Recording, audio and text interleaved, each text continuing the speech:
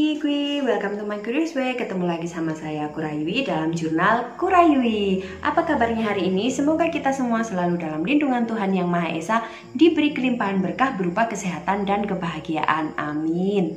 Apa kabarnya di tahun 2022 ini? Pada sehat semua? Alhamdulillah kalau pada sehat. Harapan kita sebagai pejuang GERD dan anxiety pasti pengennya sepanjang tahun sehat-sehat terus ya. Baik-baik terus, maksudnya nggak ada ujian muncul sensasi atau apa. Terlebih kan 3 tahun belakangan ini kita hidup dalam suasana pandemi. Jadi harapannya pasti semoga kita semua sehat gitu. Tapi yang namanya manusia kan cuma bisa berencana, Tuhan yang maha menentukan kan ya. Nah di awal tahun 2022 ini kebetulan saya dipilih untuk kembali merasakan gimana serangan panik dan anxiety. Jadi saya tuh sampai kepikiran pengen berobat ke psikiater lagi karena waktu itu sampai bikin kondisi saya tuh kayak balik ke titik nol, ke kondisi yang waktu drop dulu. Jadi saya sampai menghubungi teman saya yang lebih dulu berobat ke psikiater. Saya nanya berobat ke dokter siapa, alamat prakteknya di mana, jam praktek dan hari prakteknya hari apa aja, jam berapa, terus sampai biayanya dan prosedurnya kalau mau berobat tuh gimana. Terus sama teman saya dikasih nomor WhatsApp dokternya juga, kan katanya kalau mau berobat itu harus WhatsApp dulu, hari ini praktek nggak, kayak gitu, kayak bikin janji dulu gitu loh. Sampai kayak gitu. Tapi alhamdulillah sampai saya bikin video ini belum ke psikiater. Sebenarnya kalau ke poli jiwa ini ya, ke psikiater itu bisa pakai BPJS, tapi karena kita kan ini masih suasana pandemi, masih kondisi pandemi, walaupun aturan udah agak longgar tuh kayak kalau ke rumah sakit tuh masih kayak ada rasa takut gitu loh. Jadi mikirnya ya udah nggak apa-apa lah ke praktek swasta. Karena waktu itu saya udah merasa kayak pikirannya udah buntu, kayak saya tuh udah nggak bisa nolong diri saya sendiri gitu loh, butuh bantuan. Kok ini kayaknya aku butuh bantuan psikiater. Alhamdulillah Tuhan masih menolong, jadi nggak sampai ke psikiater. Jadi dalam video kali ini saya akan menceritakan pengalaman di awal tahun 2020 yang diberi kesempatan untuk kembali merasakan namanya serangan panik dan gangguan kecemasan. Kejadiannya itu pada tanggal 4 Januari 2020 di tempat kerja pula. Jadi hari itu tuh jam kerja biasa gitu ya, hari Selasa kalau nggak salah hari itu. Siang-siang di toko tuh udah agak sepi. Terus waktu itu jadwalnya ada barang yang datang juga. Nah pas barang datang itu saya udah ngerasa kayak agak nggak enak gitu loh badan. Waktu diajak ngobrol sama bos yang ngirim barang itu juga udah kayak konsentrasi tuh nggak bisa full gitu. Kayak badan tuh oleng-oleng gimana gitu. Tapi saya berpikir ini cuman efek kepanasan aja, karena kan waktu itu kondisi di toko panas banget. Nah terus selepas saya nerima barang dan nata barang itu, ada customer datang. Nah pas ngelayanin customer ini tiba-tiba saya tuh kayak mau pingsan. Jadi tiba-tiba badan tuh oleng kayak ringan gitu loh. Terus saya bilang kan ke orangnya, kebetulan yang customer ini seorang bidan gitu ya. Saya bilang, aduh Bu sebentar Bu, ini kayaknya saya mau pingsan. Saya bilang gitu. Terus sama Bu bidan itu, ya udah duduk dulu. Untungnya saya di toko itu ditemenin kakak gitu kan, langsung saya disuruh duduk. Terus kakak yang ambil alih tugas itu waktu duduk itu udah gemeteran gak karuan, keringetan keluar gak karuan. Kayak saya tuh udah tinggal bruknya doang gitu loh. Terus saya gerak-gerakin kaki, kan katanya kalau mau pingsan biar keseimbangan, kesadaran kita balik kan harus gerak-gerakin jari-jari kaki itu digerak-gerakin. Itu saya gerak-gerakin juga, sampai ini juga saya gerak-gerakin gitu. Terus pas kayak kondisi udah agak mendingan, saya minum air putih kan. Saya minum air putih, terus sama bu bidannya tuh diginiin kakak saya, itu mungkin tensinya lagi turun gitu, coba itu dibikinin air gula anget aja atau teh manis kalau ada gitu kan. Tapi saya tetap duduk di situ karena kayak kalau saya pakai berdiri tuh kayak udah bruk aja gitu. Jadi duduk di situ nenangin. Terus alhamdulillah setelah atur napas juga, terus dikasih air gula anget, bisa mendingan. Nah itu pemicunya, itu yang membuat selanjutnya gangguan kecemasannya ini, rasa was-was, rasa kayak paniknya, parnonya itu berkepanjangan. Teman-teman pernah ada yang nanya ya, serangan panik dan gangguan kecemasan ini bisa kambuh nggak sih? bisa kalau ada pemicunya seperti yang saya alami itu. Karena yang paling saya takutin selama ini itu adalah pingsan kan ya. Di tahun 2020 kan pernah yang sampai pingsan itu, yang saya juga pernah share videonya kan. Sejak pernah pingsan di kamar mandi itu saya paling takut sama pingsan, karena takutnya kalau pingsan tuh takutnya nggak bisa bangun lagi kayak gitu kan. Ya takdirnya orang kan nggak tahu ya gitu. Terus maksudnya juga banyak kejadian yang orang pingsan terus akhirnya ya kayak gitu. Jadi saya tuh paling takut banget kalau pingsan. Nah di hari itu tiba-tiba ngalamin kejadian kayak gitu. Bisa dipastikan otak saya langsung kacau, langsung gemeteran gak karuan.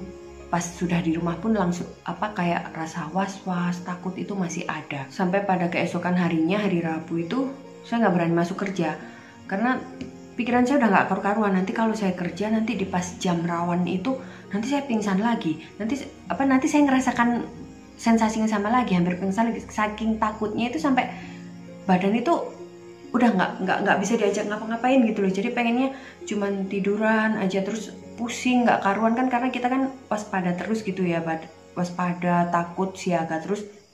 Jadi capek fisiknya itu, terus kepala juga pusing kayak gitu kan. Akhirnya pas hari Rabu saya nggak kerja, seharian tiduran di rumah. Hari Kamisnya bukan memaksa diri untuk kerja, tapi berusaha untuk melawan rasa takut itu untuk kerja. Nah di jam mendekati jam yang kemarin hari Selasanya saya hampir pingsan itu muncul was-was. Akhirnya jam 12 siang saya pulang. Hari Jumat juga gitu lagi. Saya nggak boleh kalah sama rasa takut ini, nggak boleh kalah sama was-was ini kan, berangkat kerja. Tapi ya gitu, di jam yang mendekati sama jam yang mau kayak kan itu kan kejadiannya hampir tengah hari gitu ya. Jadi pas hampir tengah hari kayak gitu lagi, was-was lagi, takut lagi, parno lagi. Akhirnya pulang lagi jam 10:30 pulang lagi. Hari Sabtunya gitu lagi, malah jam 10 udah pulang pas hari Sabtu. Hari Minggu sampai, biasanya kan kalau di rumah kalau hari Minggu itu jadwalnya saya membaburia ya, bersih-bersih gitu, ngepel lah, nyuci baju. Itu sampai nggak ngapa-ngapain, cuman tiduran aja di kamar. Karena badan tuh kayak nggak bisa gitu loh diajak kayak gitu, kayak takut. Terus nanti kalau aku aktivitas ngerasain yang kayak gitu lagi, mau pingsan lagi, jadinya udah diem aja di kamar. Paling keluar juga cuman kalau disuruh makan terus ke kamar mandi kayak gitu. Selebihnya cuman ya itu rebahan, kayak menikmati rasa takutnya. Bukan menikmati sih, meredam aja. Karena kita kan kalau aktivitas takut ngalamin kayak gitu lagi kan. Jadi dengan diem di kamar tuh merasanya itu pilihan yang terbaik untuk meredam rasa takut. Nah karena kebetulan itu awal tahun, jadi bisa dipastikan kan kerjaan numpuk. Karena saya dari Selasa itu kerjaan separuh udah ada ya, udah keberes. Tapi Rabu, Kamis, Jumat, Sabtu itu kan nggak bisa full kerja. Jadi banyak kerjaan yang numpuk dan ini istilahnya dikejar deadline gitu. Jadi pas hari Senin mau nggak mau saya kan harus kerja tuh. Jadi emang karena Senin hari sibuk, hari Minggu itu saya milih untuk buat full 100% istirahat gitu, diem aja di kamar nggak ngapa-ngapain. Hari Seninnya itu dihajar pekerjaan. Itu waktu ngerjain juga di tengah-tengah kita ngerjain kerjaan tuh muncul rasa takut itu muncul. Nanti gimana kalau gini. Tapi alhamdulillah ya, karena pertolongan Tuhan juga, alhamdulillah hari Senin itu dihajar kerjaan sampai lembur-lembur itu alhamdulillah bisa. Walaupun badan gemeteran terus keringetan gak karuan, tapi bisa selesai sampai lemburan selesai itu bisa. Alhamdulillah banget. Kalau ditanya nyadar gak sih kalau itu efek dari gangguan kecemasan, ya nyadar. Cuman saya kayak pas di fase itu tuh kayak ya padahal berusaha juga, kita tetap meditasi, tetap atur pola pikir sebisa mungkin. Pikiran-pikiran jelek yang muncul itu ditepis biar tubuh kita tuh lekas membaik ya. Tapi ya mungkin itu fase yang harus saya lewati ya, karena selama ini kan yang yang sering saya alami itu biasanya kalau habis serangan panik terus terjadi gangguan kecemasan kayak itu, ini palingan seminggu juga hilang efeknya. Nah ini mungkin mindset yang harus saya perbarui ya, harus diperbaiki. bahwa jangan mikir kayak ini paling efeknya seminggu juga hilang, kita potong aja, harus diperbaiki kayak gini, ini besok kepalingan juga udah hilang efeknya, harusnya kayak gitu. Tapi karena yang tertanam di otak saya, ini palingan juga efeknya seminggu hilang, ya beneran seminggu. Untuk yang efek yang berat loh ya, misalnya yang kayak kita nggak berani berangkat kerja, terus kayak badan tuh lemes, nggak karuan, itu seminggu. Tapi kalau kayak perasaan was-wasnya itu sampai sebulanan. Nah, itu makanya kenapa saya sampai kepikiran untuk udah deh aku ke psikiater aja, kayaknya aku emang butuh bantuan psikiater dari sekarang, karena kayaknya apa ya, gini tuh kayak nggak ada hasil gitu yang dirasain kayak gitu, kayak yang dirasain waktu itu. Padahal ya sebenarnya ada, memang semuanya itu kan butuh proses. Dan balik lagi, mungkin karena yang tertanam di pikiran saya, di alam bawah sadar saya, bahwa efeknya seminggu, jadi ya beneran seminggu. Terus untuk bener-bener pulih itu 1 bulan. Makanya kenapa saya baru bikin videonya sekarang. Kejadiannya Januari, Februari, Maret. Saya baru bikin video Maret tuh karena kayak pas mau bikin video tuh kayak sensasinya tuh kayak nongol lagi gitu. Jadi harus menyembuhkan diri sendiri dulu baru berani bikin video sharing ini. Jadi sebenarnya kejadian kayak yang saya alami itu bisa menimpa siapapun itu, pejuang GERD dan anxiety, terutama anxiety ya. Kalau ada pemicunya bisa aja kita terkena serangan panik, terus gangguan kecemasannya menggila lagi. Waktu proses memulihkan diri itu saya juga sambil mikir, ini penyebabnya kenapa sih kok.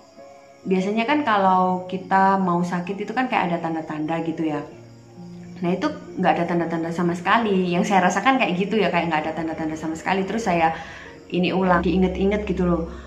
Kenapa kok sampai hari itu saya sampai hampir pingsan kayak gitu kan. Padahal secara logika tuh kalau misalnya saya haus nggak mungkin. Karena di jam-jam seperti itu, karena di jam-jam segitu itu saya rajin-rajinnya minum sampai habis 1,5 liter gitu. Jadi biasanya saya mulai mengurangi minum tuh kalau udah jam 12 ke atas. Nah itu masih sebelum jam 12 kan. Kalau misalnya lapar juga nggak mungkin, karena sebelum barang dateng itu saya kan ada waktu jeda sebentar itu ya. Saya sempet nyemil makanan yang manis. Jadi istilahnya kalau karena kekurangan gula itu juga kayaknya nggak mungkin. Ini secara logikanya gitu ya. Nah terus yang paling memungkinkan kan karena waktu itu juga kondisi lagi mens hari ketiga.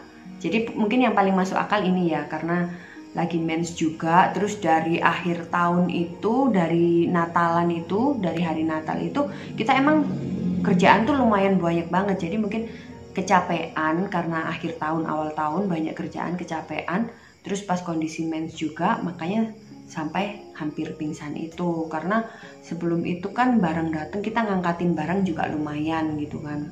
Jadi ya wajar karena fisiknya emang lagi capek. Padahal juga udah nyadar gitu, tapi yang namanya karena hal yang paling saya takuti adalah pingsan ya, dan yang menyerang itu, jadi ya agak lumayan gitu efeknya. Sampai seminggu, terus sampai bener-bener bisa dikerjaan tenang itu 1 bulan. Terus gimana ngatasinnya? Ya masih sama kayak langkah yang dulu. Tetap berusaha kalau misalnya muncul pikiran jelek itu ditepis, diganti dengan pemikiran-pemikiran yang positif. Jadi kayak ditangkis gitu. Enggak ini gini terus. Nah, caranya gimana ya? Itu dengan meditasi. Tetap saya masih meditasi. Terus langkah lainnya melawan rasa takut itu. Kayak itu kan yang hari Rabu saya sempat takut nggak berani kerja. Ya udah nggak apa-apa, saya nyerah hari itu karena emang juga fisik nggak enak banget, jadi saya milih istirahat. Tapi hari berikutnya dicoba lagi, walaupun sampai jam 12 sampai jam 10 tapi terus dicoba. Istilahnya jangan menyerah sama keadaan gitu. Dan akhirnya alhamdulillah lah ya, bisa balik lagi, bisa normal lagi, bisa balik kerja lagi. Walaupun kadang-kadang kalau pas kerja gitu kadang masih kayak muncul rasa was-was gitu. Cuman sekarang saya ini kayak lebih diinget-inget kira-kira apa yang bikin gak nyaman. Salah satunya kalau sekarang kan udah mulai panas gitu ya, cuaca udah mulai panas, jadi sebisa mungkin kalau kerja itu saya menghindari pakai warna hitam. Karena beberapa waktu lalu pakai kostum warna hitam dia kaos warna hitam, terus di kerjaan pas banyak kerjaan, terus pas lagi panas itu juga tiba-tiba gemeteran lagi, nggak karuan lagi, cuman karena gerah. Ini juga yang pernah saya alami dulu pas pertama kali memberanikan diri untuk keluar dari zona aman, keluar ke Candi Jago itu, tiba-tiba muncul nggak enaknya itu juga karena gerah. Jadi oh berarti mulai sekarang kalau bisa hindari pakai baju hitam, karena itu nanti kalau bikin gerah kita bikin cemas, nah itu nggak baik kan, kayak gitu. Terus usahakan bawa cemilan, karena di jam-jam kalau kita makan pagi misalnya jam 8 gitu kan ya, jam 10 jam 11 itu kan harus diisi, entah itu nyemil buah atau apa, jadi kayak gitu. Terus tetap minum air putihnya diperbanyak. Ya sebenarnya kalau dipikir kayak untuk menghindari darah rendah itu minum vitamin udah, makan udah dijaga kan. Tapi akhir-akhir ini poin yang agak saya lalaikan adalah olahraga. Nah di situ terus kita sibuk, olahraganya kurang. Nah jadi mungkin karena lagi mens juga, tensinya turun, hampir pingsan, panik, kumat deh anxiety-nya. Di video kali ini tuh saya hanya ingin berbagi bahwa walaupun kita udah membaik, kalau ada pemicunya tuh ya bisa aja kambuh gitu, serangan paniknya, gangguan kecemasannya. Jadi sebisa mungkin walaupun udah enakan tuh kita tetap jaga pola hidup, jaga pola makan, jaga pola pikir. Istilahnya jangan sampai kendor lah ya. Karena kalau kita tetap disiplin 3P, jaga pola hidup, pola pikir, pola makan tuh insya Allah bakalan baik-baik aja. Di sini kan saya ada lengahnya, olahraganya kurang gitu kan. Ya emang ngerasa sih badan jadi kayak gampang capek kayak gitu. Jadi mungkin Tuhan negurnya dengan cara itu, dengan cara yang paling saya takuti, yaitu hampir pingsan. Jadi dengan itu bisa balik lagi bahwa oh iya aku kurang olahraga, jadi harus kenceng lagi olahraganya biar nggak kayak gini lagi. Itu tadi sharing dari saya, semoga bermanfaat buat Shigui. Mohon maaf jika ada salah kata. Kemau matur thank you. Bye bye.